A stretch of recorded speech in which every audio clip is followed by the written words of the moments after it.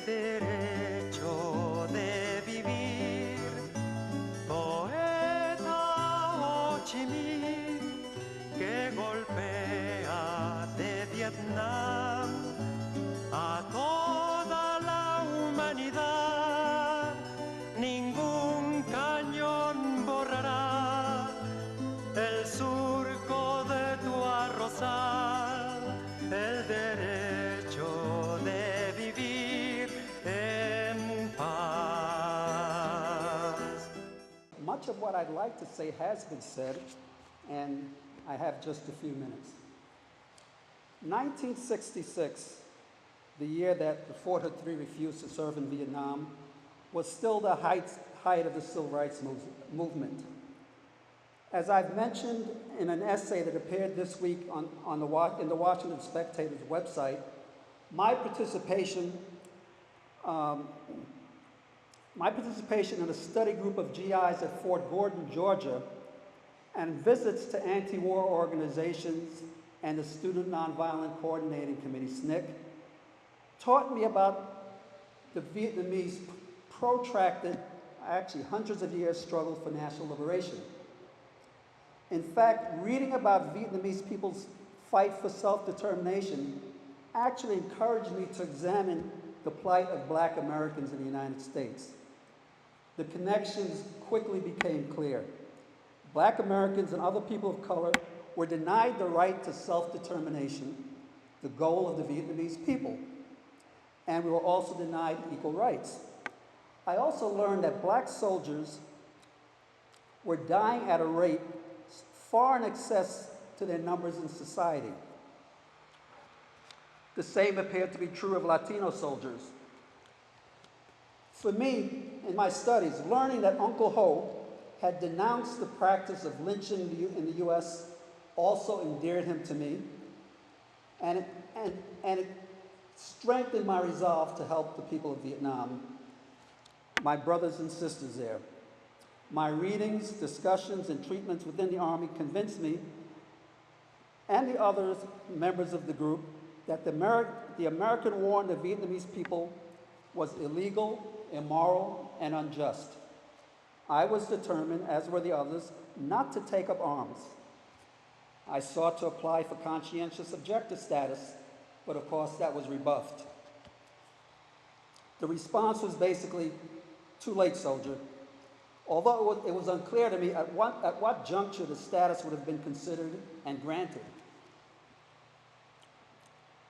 Refusing to obey the order to deploy would have been far more difficult without the support I received from my comrades Dennis Moore and David Samus of the 403, from our families, and a powerful, powerful anti-war movement. Knowing that your comrades had your back was important. And of course, there were attempts to divide us and to play us off against each other, and we were even pressured into recanting. But during my 28 months in prison, the nature of the war and my relation to it came into clearer focus. Muhammad Ali's courageous refusal to join the military and Dr. Martin Luther King's writing and statements helped to steel all of us.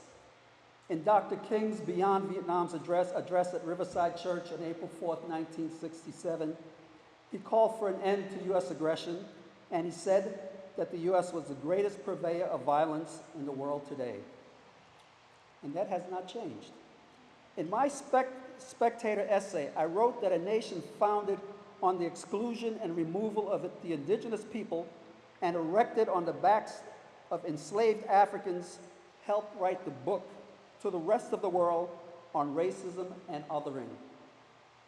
It has been an effective tool of imperialism, war, and the plundering of nations around the world. I wrote also that a good part of basic training during the Southeast Asian War years was devoted to the othering of the Vietnamese people and to a lesser extent Cambodians and Laotians. It is part and parcel of the militarism that polices the world in the interests of the oligarchs who have captured control of this nation. The control would not have been possible without the ability of an autocrat to convince enough voters that immigrants, most flee in conditions created by U.S. exploitation, that these immigrants represent the other. And to the rulers of the nation, so do students,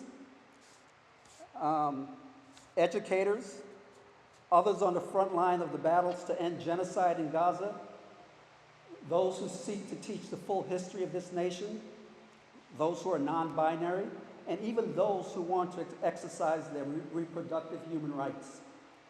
The American war in Vietnam taught us how to confront the empire. The solidarity that helped to end the war and end apartheid in South Africa and win other important people's victories need to be duplicated and even deepened. I still believe that a better world is still possible. Thank you.